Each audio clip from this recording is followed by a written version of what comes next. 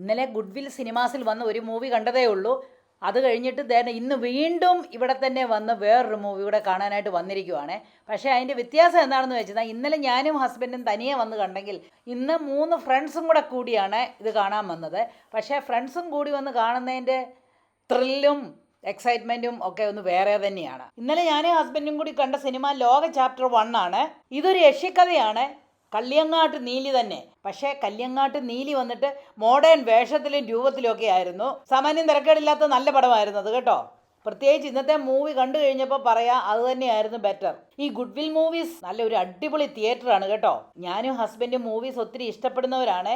അപ്പോൾ അവിടെ മോഹൻലാലിൻ്റെ ഹൃദയപൂർവ്വം ഓടുന്നു എന്ന് കേട്ടപ്പോൾ അത് കാണാനായിട്ട് ഒരു ടെംപ്റ്റേഷനായിപ്പോയി. അതുകൊണ്ട് ഇന്ന് അത് കണ്ടു കളയാമെന്ന് വെച്ചു. ഇന്ന് ഞങ്ങൾ ഫ്രണ്ട്സ് മൊത്തമാണ് പോയത്. ഫ്രണ്ട്സ് മൊത്തം പോകുമ്പോഴത്തെ എൻജോയ്മെൻറ്റ് വേറെ ലെവലാണ് കേട്ടോ.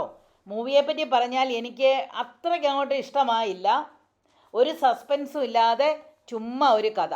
നമുക്ക് കഥയെല്ലാം അറിയാം, എന്താ സംഭവിക്കാൻ പോകുന്നതെന്ന് ഓൾറെഡി അറിയാം. പിന്നെ ചുമ്മാ ഡ്രാഗ് ചെയ്തുകൊണ്ട് പോകുന്ന പോലെ ഒരു കഥയായിട്ടാണ് എനിക്കും ഹസ്ബൻഡിനും തോന്നിയത്.